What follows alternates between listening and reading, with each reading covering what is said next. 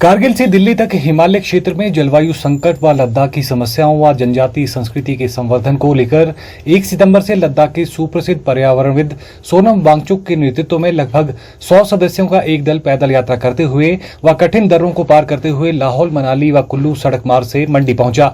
इस दौरान मंडी की संस्थाओं व कॉलेज के विद्यार्थियों ने उनका गर्मजोशी के साथ स्वागत किया।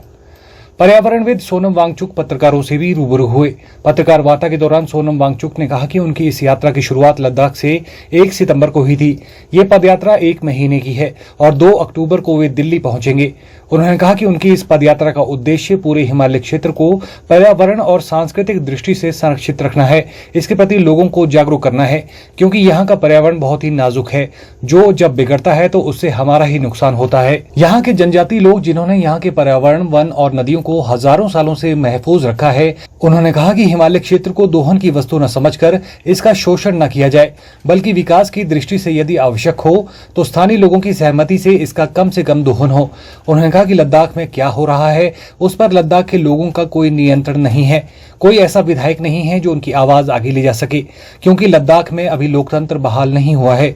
उन्होंने कहा कि 2019-20 के चुनाव में सरकार ने उन्हें वचन दिया था कि लद्दाख को 6ठे शेड्यूल में लिया जाएगा, जिसमें स्थानीय लोगों की परिषद बनती है और चुने हुए लोग कानून बना सकते हैं। ये प्रावधान अभी हुआ नहीं है। ऐसा प्रावधान पूरे हिमालय में हो, ये सब याद दिलाने उनका दल लेह से दिल्ली तक पैदल पदयात्रा कर रहा है। उन्होंने कहा कि वे लोगों को जागरूक कर रहे हैं कि विकास के नाम पर जो प्राकृतिक विनाश हो रहा है, इस विषय में गंभीरता से सोचने की आवश्यकता है। एक तो यहाँ का पर्यावरण बहुत ही नाजुक है, फ्रेजाइल है, जो जब बिगड़ता है तो फिर हमारी ही हानि होती है। और जो यहाँ के लोगों की, खासकर जो बहुत दूर के पहाड़ों में, वादियों में रहते हैं, जनजातीय लोग हैं, उनकी संस्कृति, जिसने इस पर्यावरण का, इन वनों का, नदियों का हजारों सालों से एक तरह से इन्हें महफूज रखा, इन्हें संजोए रखा, उस संस्कृति का भी संरक्षण होने की जरूरत है। और ऐसा करने के लिए जहां जहां जो प्रावधान हासिल हैं, वो और नए नए प्रावधान बनाकर, सरकारी नीतियां बनाकर इस हिमालय को एक शोषण का वस्तु न बनाकर कि इसमें से हमें लोहा मिलेगा, तांबा मिलेगा, बिजली मिलेगी, पानी के प्रोजेक्ट्स मिलेंगे, सोलर के प्रोजेक्ट्स मिलेंगे, इस तरह से हम जो शोषण कर रहे हैं वो कम से कम हो। अगर जरूरत हो देश को तो स्थानीय लोगों के समन्वय से हो, उनकी सहभागिता से हो, जितना उनको काफी हो, और उसके बाद फिर जो उनको नुकसान हो वो ना हो। क्योंकि अभी खासकर हम लद्दाख में देख रहे हैं कि लद्दाख में क्या होता है उस पर लद्दाख के लोगों का कोई नियंत्रण नहीं है। कोई एमएलए तक नहीं है या कोई निर्वाचित सदस्य नहीं है जो हमारी आवाज को आगे ले जा सके, क्योंकि लद्दाख में अभी लोकतंत्र नहीं बहाल हुआ है। तो कोई असेंबली नहीं है, या फिर जैसे संरक्षण और लोकतंत्र के लिए हम कह रहे हैं 6वें शेड्यूल में लिया जाए।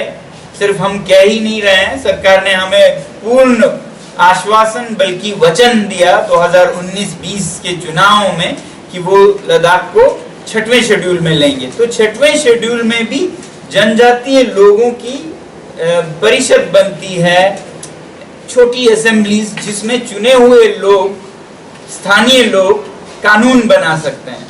तो ये प्रावधान का वचन तो दिया है, अभी हुआ नहीं है।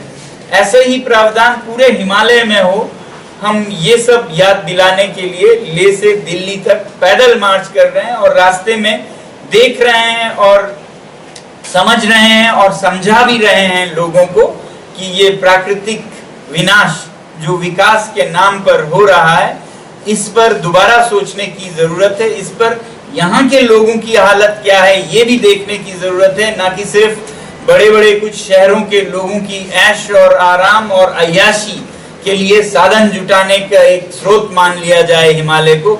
यहाँ से बिजली कैसे निकालें, यहाँ से तो कोयला या तांबा या सीमेंट कैसे निकालें, तो इसमें सोचने की जरूरत है। हम करते हुए हम देश को भी समझाना चाहते हैं, अपनी मन की व्यथा हिमालय की बताना चाहते हैं कि विकास तो जरूरी है मगर विनाश जरूरी नहीं है, और भारत को अगर एक उदाहरण बनना है दुनिया के लिए तो वो सादगी भरा जीवन जो भारत की एक परंपरा है वो बढ़ावा देने की, वो सिखाने की जरूरत है।